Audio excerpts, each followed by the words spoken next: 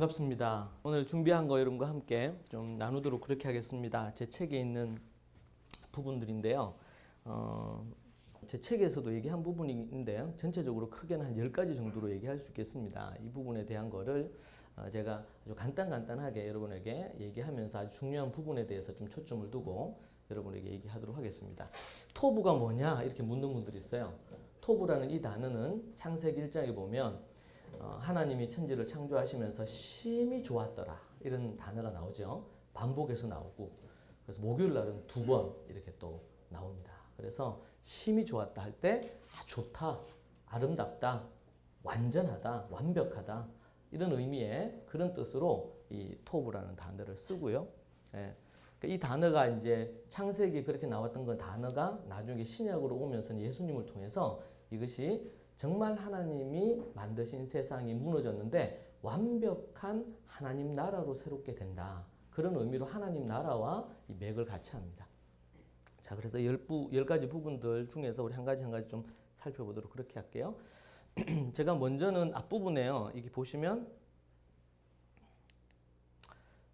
제가 1강부터 6번 부분에 대한 거, 이 부분이 7번째 대한 것까지가 어떻게 보면 8, 9, 10강이 이제 교육의 크게 3가지 부분입니다. 신앙 교육, 그리고 인성 교육, 지성 교육 이렇게 나눌 수가 있겠는데 그 부분에 대한 전제가 되는 것이 1부터 7강까지 있어요.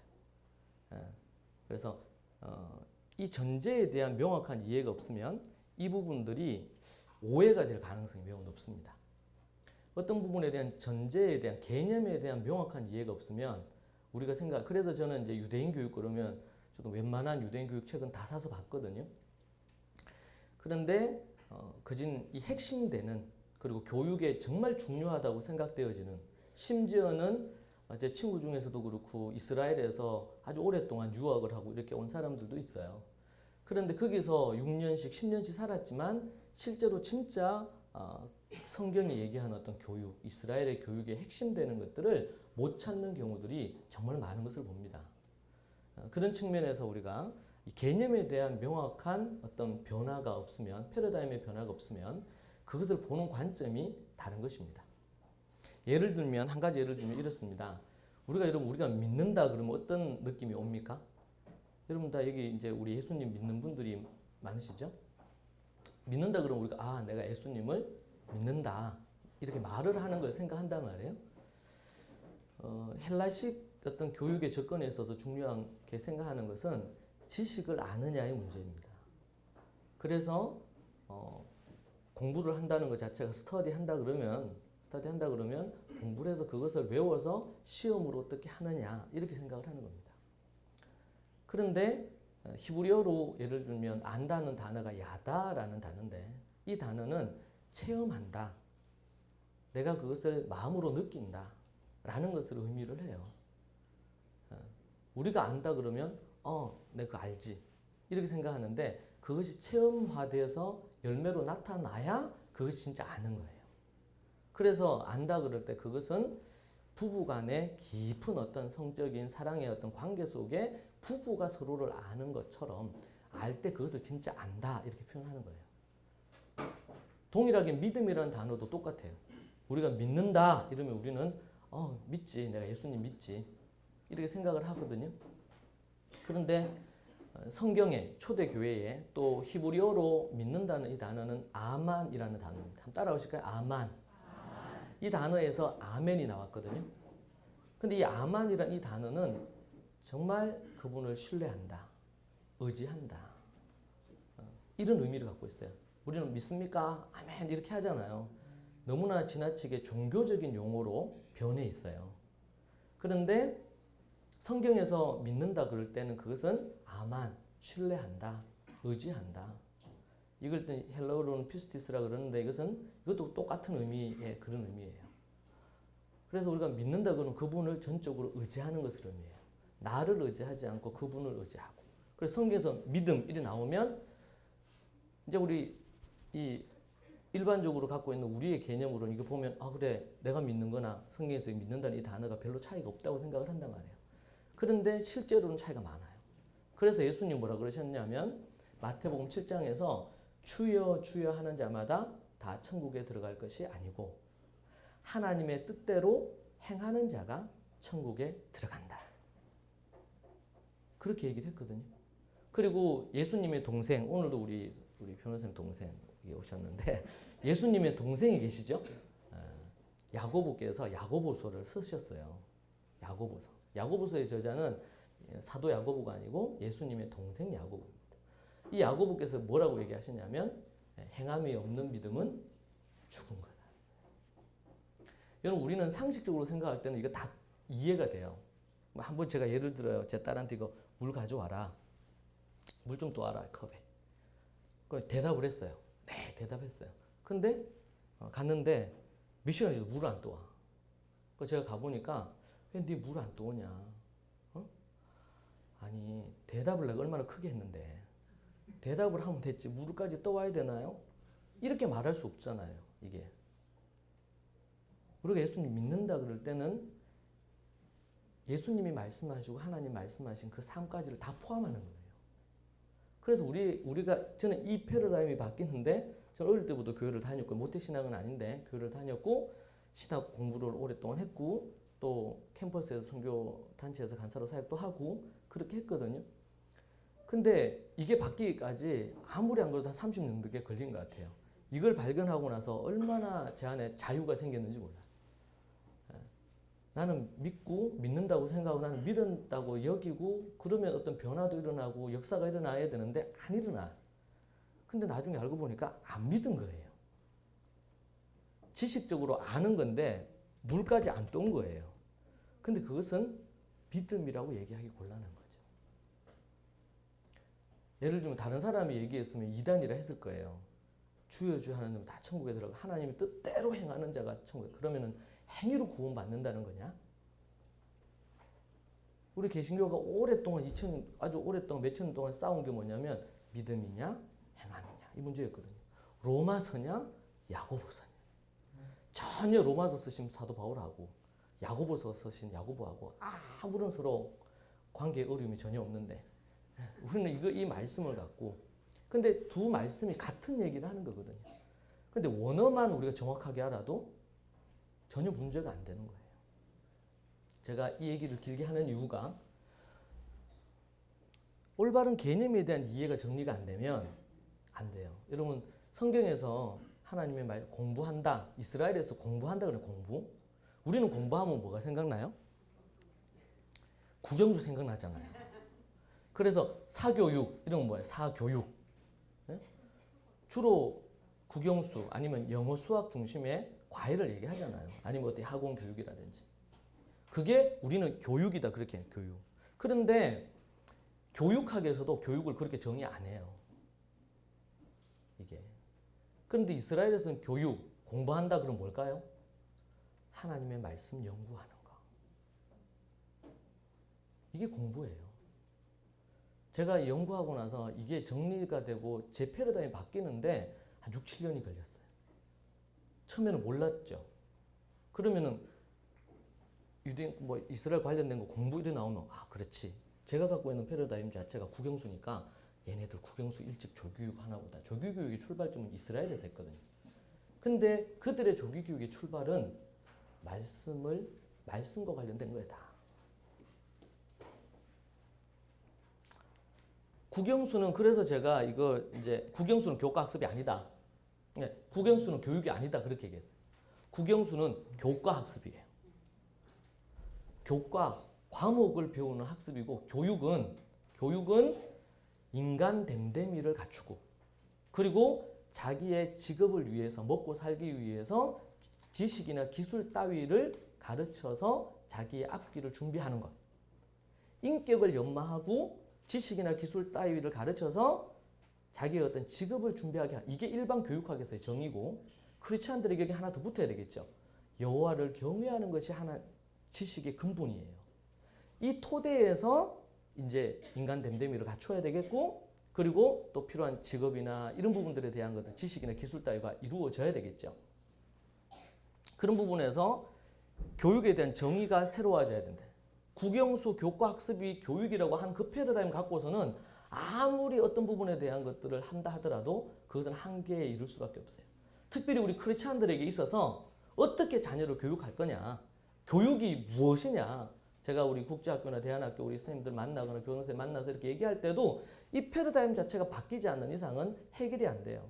여러분, 먼저 그의 나라와 그의 의를 구하면 모든 문제가 해결된다고 했죠. 그 앞에 성경 본문에 보면 6장 앞에 보면 뭐가 나옵니까? 먹을 거, 입을 거 뭐 다 나오잖아요.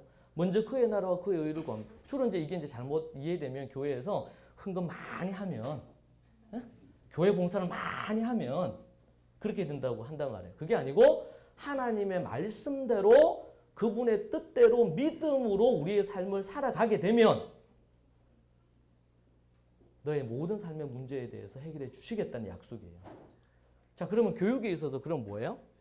국영수 이것을 교육이라고 여기면서 교과 학습에 목숨을 거는 순간 모든 것을 다 잃어버려요. 그런데 먼저 그의 나라와 그의 의를 붙잡는 순간 모든 것을 다 얻게 되죠. 이 원리는 그대로 똑같이 적용이 돼요. 자, 그래서 국영수는 교육이 아니다. 국영수는 교육이 아니다. 그건 교과 학습일 뿐이에요. 그래서 사교육 틀린 말입니다. 사교과 교육. 교육 그러면 뭐가 떠올라야 돼요? 우리 그리스도인 교육? 여호와를 경외하는 자 만드는 거. 진리의 말씀으로 하나님 경외하는 자로 만드는 거. 자, 그런데 이 말 속에 하나님 경외하고 하나님의 말씀으로 교육하는 것 속에 신앙과 인성과 학습적인 모든 것이 그 안에 다 포함되어 있어요. 이게 참 놀라운 일이에요. 자, 그런 부분 볼 수 있고요. 그러면 하나님은 자녀 교육의 책임을 누구에게 맡겼나? 그렇게. 그래, 우리가 그러잖아요. 애가 있는데 애가, 저희 집, 제 딸들 자랑하면, 제 큰 애가 지금 이제 21살이거든요. 대학교 이제 2학년인데, 애가 이제 어렸을 때 동네 나갔어요. 아파트에서. 나가서 이제 집에서 인사교육을 시켰으니까. 나가서 인사를 열심히 했단 말이에요. 그러니까, 정말, 네 애비가 누구냐? 네 애미가 누구냐? 이렇게 얘기하시는 거예요. 아유, 가정교육 잘 받았네. 아니, 인사 몇 번 잘한 거밖에 없는데. 근데 여러분, 자녀가 문제가 있고 그러면은, 너 교회 목사 누구야? 이래 물어요? 안 그렇잖아요. 너가 선생님 누구냐? 이래 안 묻잖아요. 우리의 말 속에도 이미 자녀 교육이 있어서 책임은 부모에게 있다는 걸 보여줘요. 성경에도 그런 말씀들 정말 많아요. 여기 보면 이게 유명한 말씀이죠. 오늘 내가 내게 명하는 이 말씀, 여기 사랑하라 얘기. 오늘 내가 내게 명하는 이 말씀들은 마음에서 이거 내 자녀에게 부지런히 가르쳐요. 그러니까 요 앞에 나는 누구냐면 내게는 이제 부모를 얘기하는 거죠. 부모나 조부모 얘기하는 것입니다. 신명기 여기도 똑같이 여기 말씀에 또 나오는 거 어린이. 남녀와 어린이와 이렇게 얘기하면서 그들에게 하나님 경외하도록 이 율법의 말씀을 지켜 행하게 하라. 잠언 말씀에서 22장 6절 마땅히 행할 건 아이에게 가르치라. 늙어도 그것을 떠나지 않는다. 여러분 분명히 이렇게 하나님 말씀 약속하셨거든요. 지금 95%의 한국의 믿는 집의 자녀의 95%가 떠나요. 중고 대학생이 지나면서. 특별히 결혼을 결정타로 날리면서 95%. 3년 전에 미국에서 리서치가 그게 아주 정확하니까 65%가 떠난다고 통계가 나왔어요. 제가 영국의 최근 통계를 보니까 크리스찬이냐 물으니까 58%가 크리스찬이라고 해요. 자기가. 그런데 당신이 그 중에서 그 58% 중에서 그거 꽤 많죠 그래도. 근데 58% 중에서 교회를 일주일에 한 번씩 간다든지 뭐 한 번씩 빠질 수는 있지만 정기적으로 교회를 나가거나 성경을 보는 사람이 그게 몇 프로냐? 5%예요. 그러니까 문화적으로 자기는 크리스찬이라고 생각하는 거죠, 실제로. 그리고 성경 얘기도 보면 계속 그런 말씀 나옵니다. 네.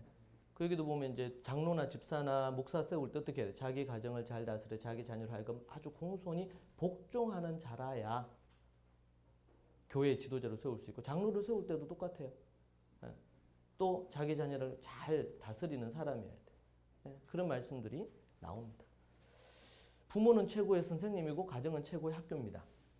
한국은 95% 비공식적인 통계예요. 미국은 65%예요. 유럽 같은 경우는 제가 유럽에도 집회하러 가고 그러면 정말 그게 그냥 제가 갔던 그 교회가 아주 그래도 좋은 교회고 유명한 교회고 성장하는 교회인데 거기에 계신 분 중에서 가장 젊은 분이 그전 68세예요. 고령자가 이제 원래 105세가 계셨는데 거기 101세가 계셨고 105세 그분이 지금 휴가를 가셔가지고 제가 집회하러 갔을 때 그런 얘기 하더라고요. 근데 거기서 제가 뭐 강의했냐면 자녀 교육 강의했어요. 그래서 그분이 얘기하시는 게 어느 한 분이 일찍 목사님 오셨으면 좋았을 건데 자기 자녀들 중에 손자들 중에 아무도 교회 안 다닌다는 거예요. 제가 독일에 집회하러 갔을 때 얘기인데 참 안타까운 부분이죠. 근데 여러분 다 그래요. 지금 중국도 그래요. 중국도. 일본에 이번에 집회하러 갔거든요. 작년에 제가. 일본도 그래요. 근데 제가 연구하면서 지금 전 세계에서 유일하게 다음 세대를 잃어버리지 않고 2000년 동안 계속 유지하면서 그 숫자가 계속 늘어나는 민족, 국가가 있다면 이스라엘이에요. 2000년 믿음의 세대가 있었잖아요. 그러고 나서 예루살렘 교회 이후로 2000년이 지났어요. 그런데 어떻게 됐든지 간에 핍박을 당하고 어려움이 있었지만 그럼에도 불구하고 지금 다음 세대까지 계속 이어지고 있다는 것은 이것은 놀라운 사건이죠. 거기에는 어떤 원리가 있고 이유가 있다라고 볼 수 있습니다. 가정이 중요해요. 지금 한국교회가 뭐 이런저런 부분에서 어떤 문제가 있다 뭐 이런 얘기 많이 하는데 그 문제를 위해서 심포지엄도 하고 제가 거기에 패널도 참여도 하고 발제도 하고 해요. 그런데 가장 중요한 것은 첫째도 가정이고 둘째도 가정이고 셋째도 가정이에요. 주일학교가 시작돼서 저도 안 믿는 집에서 자랐기 때문에 주일학교를 주님 알게 됐어요. 주일학교를 폄하하거나 무시하려는 마음이 전혀 없어요. 그러나 그 주일학교는 원래 첫 출발 자체가 믿는 집의 아이가 아닌 버려진 아이들을 위해서 시작된 게 그게 되고 그리고 그 역사는 한 100년이 안 돼요. 출발은 그런데 거기에 우리의 모든 걸 자꾸 초점을 둔단 말이에요. 그것도 중요하지만 가정이 우리에게 가장 중요한 부분입니다. 자, 그림을 그래서 이건 제 책에 없는 건데 최근에 제가 연구하면서 보통 교회가 가정이 있고요. 그리고 교회가 있고요. 또 기독교 학교를 교회에서 하시는 분들이 있기도 하고 그래요. 그런데 보통은 공교육에 보내잖아요. 가정, 교회, 학교 이런 게 있어요. 최근에 좀 약간 그 어떤 운동이 일어나는 게 교회가 있지만 가정과 학교가 있는데 이 세 개가 서로 어떤 연관성을 갖고 가야 된다. 이렇게 주장하는 게 일어났어요. 참 좋은 일이라고 생각해. 좋은 관점이에요. 그러니까 제가 연구하면서 깨닫는 것은 가정들이 모여서 교회가 이루어지는 거예요. 가정이 없이 교회가 이루어질 수가 없어요. 그래서 교회의 주체는 가정이에요. 건강한 가정이 제대로 많지 않으면 교회가 건강해질 수가 없어요. 교회를 건강하게 어떻게 할 거냐? 그게 초점은 가정을 어떻게 건강하게 만들 거냐에 있다는 거죠. 그리고 이 가정과 교회가 그래서 초대 교회에는 제가 연구해 보니까 가정들이 있는데 그 가정들 중에서 아주 큰 집을 갖고 있는 마가의 다락방처럼 거기에서 예배를 드렸어요. 그들이 정기 예배를. 그렇게 해서 가정에서 예배 드리고 그들이 한 가정, 두 가정, 세 가정, 네 가정 이렇게 그래서 빌립보 교회 같은 경우 빌립보에 있는 그게 한 두 사람이 먼저 바울을 통해 예수님 믿었기 때문에 그 사람들이 모여서 교회를 이루게 된 거죠. 그러고 나서 교회를 이루었는데 이 가정과 교회가 뭘 만드냐면 학교를 만드는 거예요. 그래서 교회의 가르침 아래에서 가정이 있고 같은 세계관과 가치관으로 학교를 운영하는 거죠. 그래서 유대인들이 이스라엘이 어디에 가요? 가면은 첫 번째로 하는 것이 뭐냐면 회당이라고 그러죠. 회당. 교회를 지어요. 그 다음에 그 주변에 뭘 하냐면 자기들 집을 짓습니다. 그리고 자기 직업 따라서 뭐 병원도 하고 만들고 뭐 만들 수 있겠죠. 그리고 나서 이 교회를 만들면서 그 옆에 가정을 만드는데 그 사이에 교회 안이나 교회 옆에다가 학교를 지어요. 그래서 이 세 가지는 같이 가게 돼 있어요. 그래서 유대 그 초대 교회는 유대인 공동체잖아요. 유대인 공동체가 이 회당이 교회로 바뀌거든요. 그래서 제가 요번에 작년에 이스라엘 들어갔을 때 거기 예수님이 설교하셨던 회당이 갔었어요. 근데 그 회당이 뭘로 바뀌었어요? 예수님 설교하고 나서?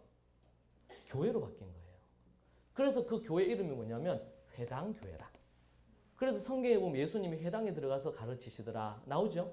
그런데 거기에서 가르치셨는데 거기에 있는 사람들이 모두 다 예수님을 믿었네요.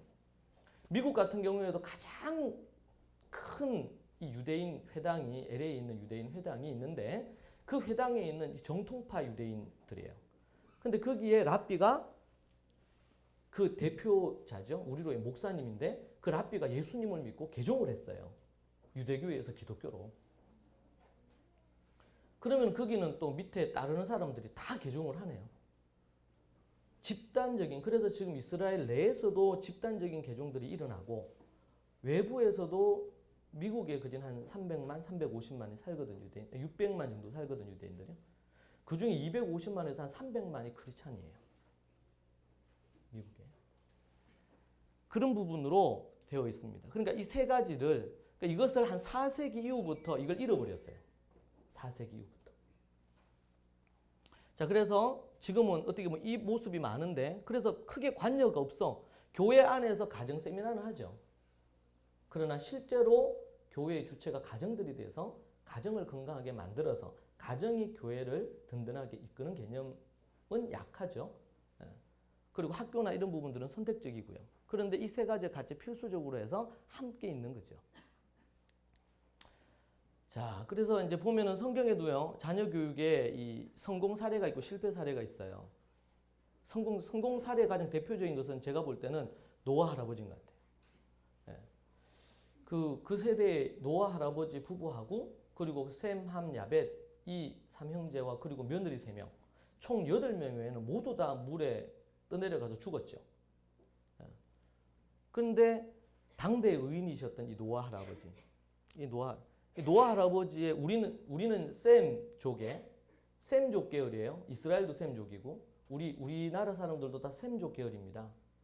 여러분 옆에 분들한테 얘기하시죠. 당신 몸에 노아 할아버지의 피가 흐릅니다. 제가 이걸 연구하고 나서 아주 이게 흥분이 됐어요. 연구하다가 알긴 알았죠. 노아로 통해서 새롭게 인류가 시작된 거는. 그렇지만 거슬러 올라가면 내 직계 할아버지가 노아시구나. 작년인가 재작년에 영화도 나왔죠. 노아. 저희 할아버지 영화를 왜곡되게 내용을 해가지고 말들이 많았는데 노아 할아버지. 그래서 제가 이제 그걸 알고부터는 노아를 안 불러요. 노아 할아버지. 제 할아버지입니다. 그리고 여러분 할아버지고. 근데 이분이 그렇게 악하고 타락한 시대에 하나님을 온전히 믿고 그리고 세 아들이 함께 방주를 만들면서 모두 다 방주로 구원을 얻게 되죠. 근데 그 앞에 보면요. 노아 홍수 심판 사건은 6장 13절부터 나오는데 6장 1절부터 12절까지 내용이 어떤 내용이냐면 하나님의 아들들이 사람의 딸들을 취해서 결혼해서 네피림 용사들을 만들었는데 이들이 다 하나님을 대적하는 자들이 됐어요. 왜요? 하나님을 믿는 아들들이 누가 오게 되냐면 하나님을 믿지 않는 아리따운 여자들하고 사람의 딸들과 결혼해서 결국에는 그 밑에 자녀가 어떻게 돼요? 하나님을 안 믿는 자녀들로 된 거예요. 그렇게 해서 죄악이 관영했어요. 그리고 나서 13절 이하의 노아에 대한 얘기가 나오는 거예요. 그래서 노아 홍수 심판 사건은 결혼과 아주 밀접한 관계가 있다. 그런 것입니다. 그리고 이제 접니다. 이삭하고 야곱하고 요셉인데 이 믿음의 그거를 이삭을 낳았는데 이스마엘도 생기긴 했지만 이삭은 에서와 야곱이 있는데 에서는 망령되게 행하면서 하나님을 버리고 떠났고 야곱이 하나님을 믿고 그리고 자녀들 12아들이 있었는데 12아들이 모두 다 믿음을 갖게 됩니다. 중간에 타락하기도 하고 떠나기도 했지만 다시 돌아와서 12지파를 이루어요. 그래서 우리는 아브라함이 믿음의 조상으로 보지만 중요한데 이스라엘도 그렇게 봅니다만은 12지파를 이루면서 이스라엘의 민족이라는 개념으로 그를 만들어낸 사람은 야곱이고 그래서 야곱의 이름인 이스라엘을 국호로 정해서 지금까지도 그들이 부르는 거예요. 자, 그런 부분 볼 수 있고요. 그리고 여기 엘리 제사장하고 다윗인데 이 두 사람이 대표적으로 성경에서 딱 우리에게 고발해주는 잘못된 자식 농사 실패한 케이스예요. 그래서 여기 보면은 그가 자기의 아들들이 저주를 자청하되 금하지 않았어요. 그렇죠? 내가 그의 집을 영원히 심판하겠다고 그에게 말한 것은 그가 아는 죄악 때문이니 이는 그가 자기 아들들 저주를 자통하여 금하지 않았다. 이 원어의 의미는 그냥 대충 금하지 않아 금했어요. 그렇게 하면 안 된다 얘기했어요. 근데 이 원래 원어의 의미는 적극적으로 그것을 못하게 막아서다라는 뜻이에요. 우리나라 식으로 표현하면 네 죽고 내 죽자 뭐 이런 거죠. 어? 나를 죽이고 뭐래라 뭐 이런 거예요. 그런데 그렇게 하지 않아서 결국에는 이들이 대제사장의 아들로서 제사장으로서 벗겨 들고 나갔다가 죽게 되고 그 소식을 듣고 나서 엘리 제사장도 죽죠. 그런데 성경에서 사무엘상 3장 13절에서 이렇게 딱 얘기를 해주고 있어요. 이 집안, 이 일로 인해서 그 집안에서 더 이상 제사장 안 나옵니다. 끊겨버려요. 그리고 그게 누구에게 넘어가요? 사무엘에게로 넘어갑니다. 새로운 이 부분이 집안으로 흘러와야 되는데 그 부분이고 다윗 같은 경우에도 그래요.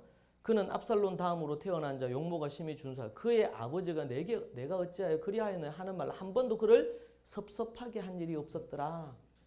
이게 이제 히브리어로 아짜브라는 단어인데 이게 이제 섭섭하다 이렇게 번역했어요. 그게 아니고 이 부분도 그래요. 한 번도 그가 마음이 상하거나 이렇게 할까봐 그에게 아주 명확하게 뭔가에 대해서 그렇게 하면 안 된다고 이렇게 얘기해요. 다윗이 첫째 아들 암논이 그 배다른 여동생을 강간하잖아요. 그때도 불러놓고 안 보려 했어요. 책망하지 않았어요. 그래서 그 열받아가지고 친오빠죠. 친오빠가 이제 셋째였던 압살롬이 첫째를 죽이는 사건이 일어납니다. 그 믿음의 다윗의 가정에서 일어나고 있는 것이 형제간의 칼부림이에요. 그리고 성폭행한 사건이죠.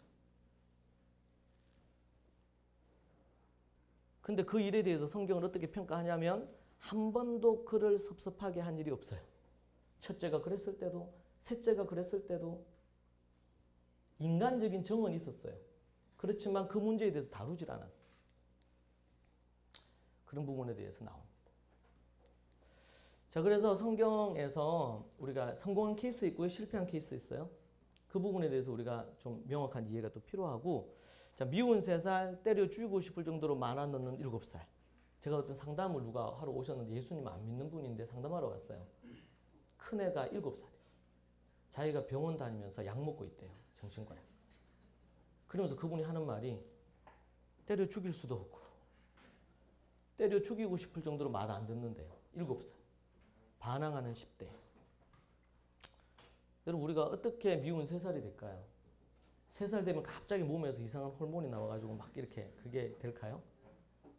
그게 아니고 아이들이 이제 태어나서 인식이 생겨요. 우리 애가 울면 와서 뭔가를 해주고 부모님이 기저귀도 갈아주고 또 얼려도 주고.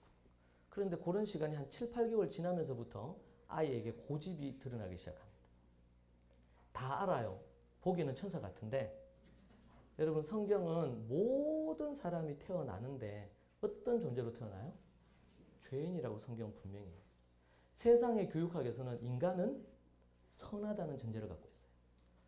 여러분 인간을 어떻게 보느냐에 따라서 교육의 방향, 목표, 그리고 평가 모든 게 다 달라져요. 우리는 성경으로 모든 것을 필터링 해야 돼요. 성경이 뭐라고 얘기하나. 그 관점에서 문제를 풀지 않으면 아무리 기자재가 좋아지고 아니면 뭐 요즘은 뭐 무슨 책도 이제는 이런 종이책이 아니고 다른 것도 나오고 뭐 난리잖아요. 문명은 발달해서 아주 발달될지 몰라도 사람 자체가 변하거나 이렇게 되면 안 되는 거예요, 실제로. 그래서 때려주고 싶은 7살. 그래서 8개월 때부터 자기 고집이 생겨나기 시작해요. 죄인 된 것들이 드러나죠. 그런데 얼마나 예뻐요. 귀엽고 사랑스럽잖아. 그래서 막 그래 괜찮다. 놔둬요. 그렇게 해서 여러분 2년 4개월이 지나는 거예요. 여러분 신병훈련 군대 자대 배치 받기 전에 신병훈련 딱 가잖아요. 거기에서 몇 주 딱 훈련 받고 나서는 막 이렇게 이상하게 이렇게 해서 막 들어갔던 애들이 딱 그거 신병훈련만 딱 받으면 각이 잡혀서 나오잖아요. 그럼 나라 지키잖아요. 도대체 어떻게 몇 주 동안 훈련을 했기에 그렇게 됐냐 말이에요. 그런데 8개월 때부터 시작해서 2년 4개월 동안 자기 마음대로 하도록 훈련 받았어요. 하루아침에 미운 3살이 되는 게 아니고 3살이 되면 다 미운 짓 하는 게 아니에요. 그렇게 훈련을 시켰어요. 그러고 나서 3살이 됐는데 그럼 7살까지 몇 년이에요? 4년이잖아요. 4년. 2년 4개월에다가 4년 포함 6년 4개월을 자기 마음대로 하도록 훈련받았어요. 때려 죽이고 싶을 정도로 말을 안 듣죠. 이게 왜요? 6년 4개월을 자기 원하는 대로 했는데. 그러니 그때 우리 말씀 같이 암송할까?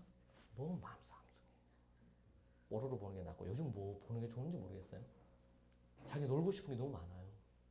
선한 것을 추구 안 해요. 태어날 때부터 죄인으로 태어난다 그랬잖아요. 자, 그렇게 했는데 7살이 됐어요. 그러고 나서는 10대가 됩니다. 중2 있죠, 중2. 2년 전에 제 딸이 중2를 지났어요. 아무도 안 건드리는 중2. 그래서 얘기해요, 사춘기.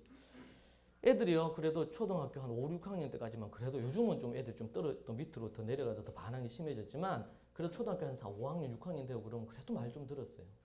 근데 걔네들이 중학교 1학년 딱 들어갔는데 기술 과정, 요즘은 뭘로 바뀌었는지 모르겠어요. 기술 과정 시간에 책에 딱 보면 인생의 일생에 대해서 나와요.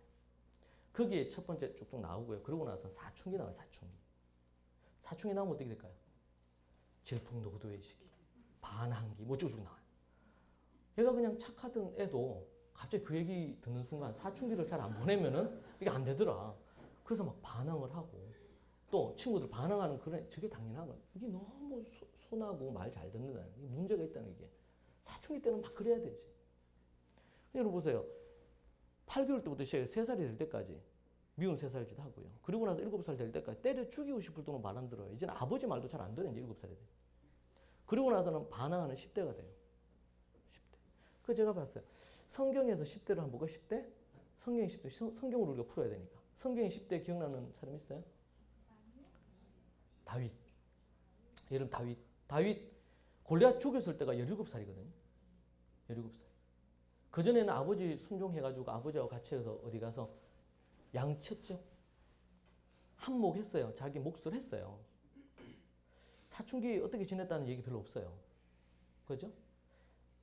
다니엘 포로로 잡혀왔는데 다니엘과 세 친구들이 뜻을 정해서 다니엘서 1장에 보면 나오잖아요. 그게 10대 때 이루어졌던 일이거든요. 여러분 우리가 생각 사춘기 누가 만들어냈어요? 심리학자들이 만들었죠. 어떻게 만들어냈을까요? 어? 어떻게 만들어냈을까요? 임상이죠, 임상. 모아놨어요, 이렇게. 한 100명 모았어요. 10대들 딱 모아놨어. 모아놓고 이렇게 보니까 관찰하는 거예요. 아, 별거 아닌데 흥분한다. 기복이 심하다. 근데 여러분, 다윗 같은 인물 한 100명 모아놓으면 어떻게 할까요? 참 순종적이다. 분별력이 있다. 책임감이 강하다. 그렇게 했는데 그걸 교과서에다 적어 놓으니까 진리라고 생각하는 거예요. 여러분 사춘기 심리학에서 이게 그럴 수 있어요. 그런 모습이 있을 수 있어요. 근데 그것은 뭐예요?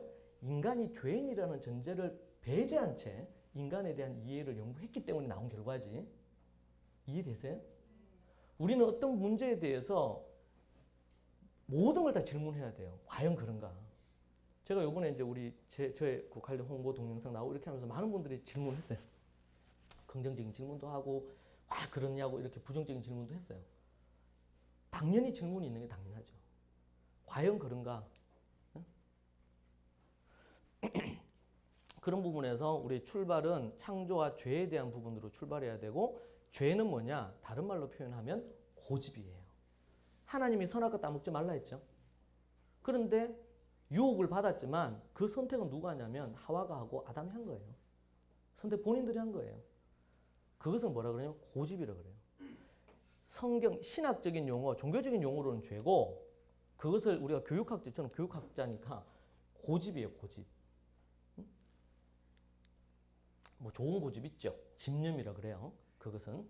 그런데 아이들이 정말 집념이 아니고 고집이 많잖아요. 고집. 미운 3살, 제가 말씀드렸어요. 사춘기. 네. 자, 7가지 기본 원리가 있습니다. 7가지 기본 원리. 자, 기르기만 하지 말고 훈계와 훈련으로 교육해야 돼요. 또 아비들아 너희 자녀를 노엽게 하지 말고 오직 주의 교훈과 훈계로 양육하라. 원어에 보면 옛날 성경에는 교양과 훈계라고 되어 있는데 그게 아니고 여기 나온 게 이게 원래는 교훈이 훈계가 돼야 되고 훈계가 훈련이 돼야 돼요. 원어에는 그런 의미예요. 자, 그래서 여기 보니까 잠언 이 말씀에 보면 네 자녀를 뭐야? 훈련시키라는 거예요. 그리야 하면 뭐가 된다고요? 행복감 주고 그리고 마음의 평안한 걸 주는 거예요. 자녀를 훈련해가지고 훈련시키지 못하면 행복감이나 그리고 또 마음의 평안을 얻을 수가 없어요. 그리고 성경적인 인간론을 바탕으로 교육해야 돼요. 이게 차별화된 겁니다. 세 번째는 자녀 교육의 책임 부모가 있어. 앞에 제가 말씀드렸죠. 그리고 세상 육아나 교육의 전문가에게 묻지 말고 먼저 하나님께 묻고 성경의 답을 찾아야 돼요. 제가 한번 어느 교회 집회하러 갔어요. 그래서 다 하고 나서 어떤 분이 와서 물어요. 자기는 정기적으로 부모 60 본대요. 예. 거기서 이렇게 얘기하는데 어떻게 생각하시냐고. 예. 저는 그거 뭐 잘 안 보는데 유익한 게 있겠죠. 근데 유명한 박사들이 나오거나 교육학자들이 나와서 어떤 얘기 한마디 하잖아요. 그럼 그걸 본 사람들이요. 전국에서 예수님을 믿거나 안 믿거나 다 아멘 해요. 그렇잖아요. 뭐가 좋다 이러고 그러면 아니 거기서도 뭐 뇌에 좋은 무슨 음식이 뭐다 그러고 그러면은 시장이 동의난다 그러잖아요. 거기에 대해서는 아멘하고 뭘 안 보냐면 교육과 관련해서 성경은 안 봐요. 성경이 도대체 뭐라고 하는지 성경은 우리 인생의 모든 문제에 대한 해답을 주고 있어요. 어떤 분이 미국에서 질문을 올렸는 것 같아요. 자기가 이 로스쿨 통해 가지고 어떤 일을 하고 그런 미래 비전이 있는데 어떻게 하면은 성경적인 이런 부분에 대한 그거를 멘토를 받고 뭐 어떻게 할 수가 있겠느냐 이런 관련된 질문을 했더라고요. 성경을 연구하고 성경의 배경인 이스라엘과 현대 이스라엘 유대인들은 타락한 게 많아요. 성경을 바탕으로 초대교회와 구약과 그리고 이 유대에 관련된 이 배경, 이 성경은 배경이 이스라엘 아닙니까? 그 배경에서 어떻게 이게 적용되고 다루어지는지를 생각해야 돼요. 그걸 연구하고 공부해야 돼요. 그런데 보통 우리가 학문하는 대부분은 이 말씀을 배제한 채 만들어진 어떤 논리와 학문적인 걸 갖고 연구한단 말이에요. 심지어 기독교 세계관도 철학적으로 접근하는 것에 대해서 저 개인적으로 반대해요. 성경과 그리고 성경의 배경이 되는 그 부분 앞에서 얘기한 것처럼 그 유대의 히브리적인 관점에서 이 성경에 대한 정확한 이해를 갖고 이것을 토의를 하고 연구한 것 가운데서 그 다음이 나와야 되죠. 기는 살리고 고집은 꺾어야 돼요. 기는 살리고 고집은 꺾어야 돼요. 근데 거꾸로 하죠. 고집 살리고 기를 꺾어요. 예. 기는 칭찬과 격려로 살리고 고집은 책망하고 매를 들고 벌을 줘서 이 문제를 다루도록 성경의 말씀에서 우리에게 얘기해 주고 있습니다. 자, 그리고 부모가 리더십을 가져야 돼요. 아이들에게 끌려다니면 안 되고 부모가 리더십을 가져야 된다. 그리고 일곱 번째가 분리하여 교육해야 돼요. 성경에는요, 하나님이 이스라엘을 교육하기 위해서 심지어 애굽에 넣었을 때도 고센 땅에 따로 모아서 그들을 훈련했어요. 때가 되기 전까지는. 그렇죠? 가나안 땅에 아브라함이 이미 가나안 땅에 들어가 있었지만 이 가나안에 휩쓸리지 않도록 따로 분리했죠. 누구예요? 아브라함과 롯인데 롯은 소돔과 고모라에서 망했지만 아브라함은 사람들이 많이 없는 인적이 드문 곳에 그가 있었단 말이에요. 분리해서 교육. 우리는 이렇게 생각했어요. 세상에 잘 적응하기 위해서 세상에서 잘 적응하기 위해서 세상 안에 살아서 그들에게 영향을 미쳐야 된다고 해가지고 세상으로 일찍 먼저 보냈어요. 심지어 이 시대 교회도 교회가 이 세상을 구원하기 위해서 문턱을 자꾸 낮춘 거예요, 교회가. 그러다 보니까 어떤 분은 그렇게 얘기한다 그러죠. 교회 오면 우리 성경 공부해야 돼. 아니 이때까지 얼마나 공부를 많이 했는데 또 교회 가면 또 공부를 해야 돼? 이렇게 생각하는 거예요. 근데 여러분 초대교회에서는 성경을 주야로 묵상하면서 연구하고 공부를 했거든요. 분리해서 제대로 분리시켜야 그들이 어느 정도 이후에 성인이 됐을 때 세상을 이기고 세상을 바꿔낼 수 있는 힘이 있어요. 그런데 너무 일찍 세상으로 들어가는 순간 본질적인 것을 가지지 못하는 문제가 생기는 거죠. 많은 분들이 저도 그랬어요. 유대인 교육 그러면 저 예수님을 죽인 유대인의 것들이 뭐가 좋다고 이렇게 생각한단 말이에요. 예? 근데 이제 우리가 좀 곤란한 게 뭐냐면 예수님도 유대인이고 12 사도도 유대인이고 유대교인이었어요. 그 사람들이 다. 사도 바울은 정말 정통파 중에서 정통파 유대인이고, 그렇죠? 다니엘은요 유대인이고, 느헤미야는요 유대인이고, 손가락에 몇 손가락 사람들 이방인 룻이나 이런 라합이나 이런 사람들 다 빼고는 다 싹 다 유대인이에요. 유대인에 대한 관련된 걸 피하고 우리가 성경에 대한 이해를 도저히 할 수가 없어요. 제가 이제 다음번에 쓸 책이 이제 지금 이거는 가정에 대한 책이고, 그 다음 쓸 책이 이제 교회에 대한 책을 쓰려고 하고요. 그러면서 제가 한 단락의 제목을 교육을 알면 성경이 보인다 이렇게 쓰고 싶어요. 제가 교육을 쭉 하면서 그런 것을 발견하게 됐어요. 자, 여기서 한 가지 말씀을 드리면 이런 게 있습니다. 여러분, 우리가 나무가 이래 있으면 나무에 뿌리가 있죠. 여러분, 뿌리가 로마서에 나오는 것처럼 우리는 유대인의 진액을 받아서 이렇게 올라온다 그랬어요. 그 뿌리가 뭐냐면 이제 노아 그리고 그슬로 올라가서 아브라함으로부터 출발해요. 하나님께서 그에게 믿음 주시고 또 모세에게 뭘 주셨어요? 토라, 하나님 말씀 주셔서 이렇게 뿌리가 형성된 거예요. 그렇게 해서 믿음으로 쭉 올라와서 거기에 다윗도 나오고요, 솔로몬도 나오고요, 믿음에 또 다니엘도 나오고 느헤미야도 나오고 선지자 쫙 나오죠. 그렇게 올라와서요, 이렇게 쭉 이게 우리 올라오는데 예수님을 기점으로 해서 예수님을 따르는 유대인 그룹이 나오고, 그리고 랍비식 유대교라고 그래요. 어떤 유대인들은 예수님을 믿는 유대교 이렇게 표현을 해요. 왜? 그 뿌리로부터 아브라함으로부터 쭉 올라오니까. 그런데 예수님이 이 외식이나 율법주의에 빠진 부분들에 대해서 비판적으로 보니까, 그 부분에 대해서 하니까 예수님을 따르는 유대인들, 예수님을 메시아로 믿는 유대인들이 있단 말이에요. 근데 그들을 랍비 유대교에서 뭐라고 불렀냐면 나사렛 땅이라고 이단으로 불렀어요. 그런데 사도 바울은 이걸 뭐라 그랬어요? 진짜 유대인이 누구냐?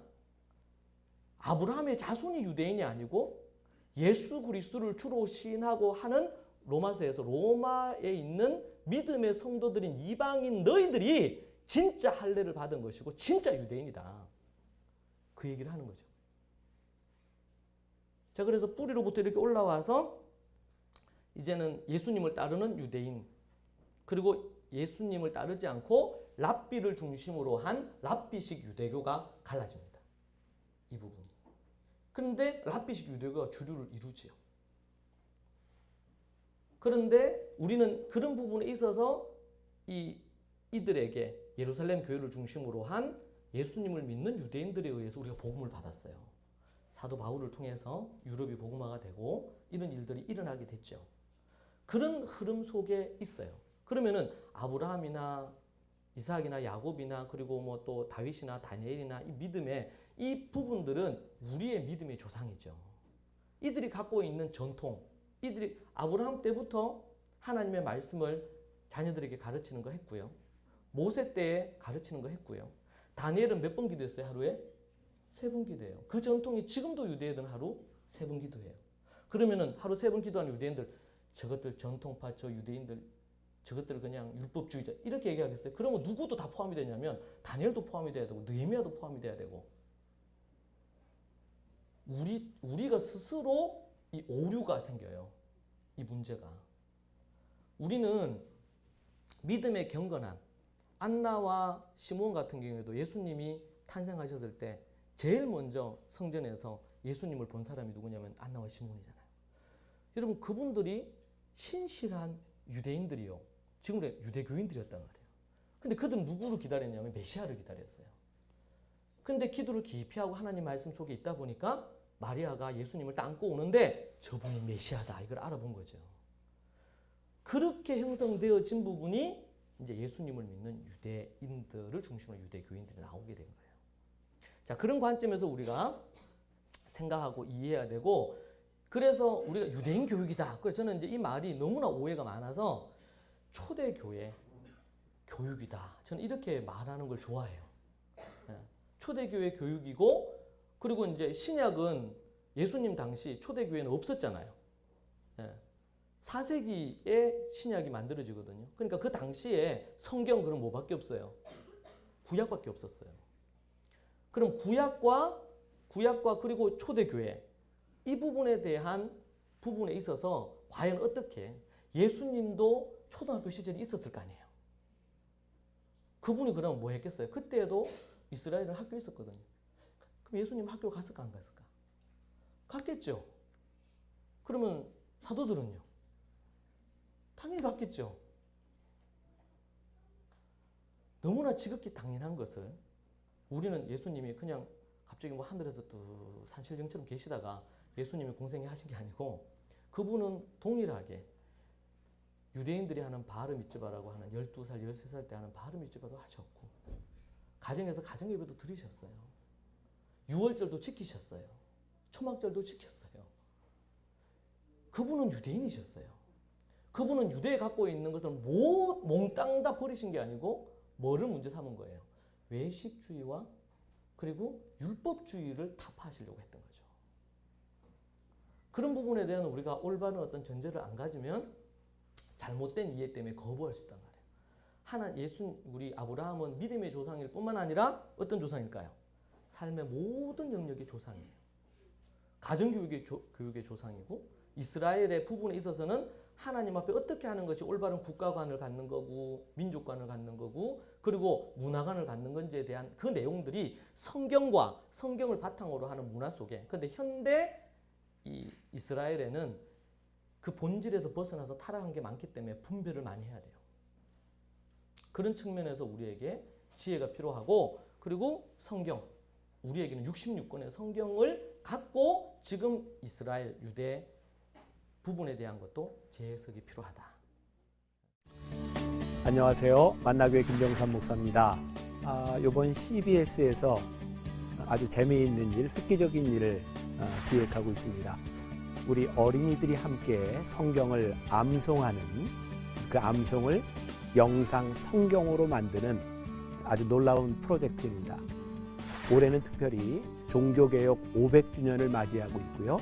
우리 어린아이들이 성경 전체 1189장을 영상으로 암송해서 기록에 남기는 것은 아마 종교개혁 500주년에 버금가는 아주 획기적인 일이 될 것 같습니다. 그런데 이 일이 여러분들의 기도와 헌신 또 여러분들이 함께 참여하는 일이 필요한 것 같습니다. 아이들은 이렇게 영상으로 이렇게 암송을 하지만 이것을 만드는 일, 제작하는 일, 또 우리 한국 기독교 역사를 만드는 일에 또 많은 비용이 들어갑니다.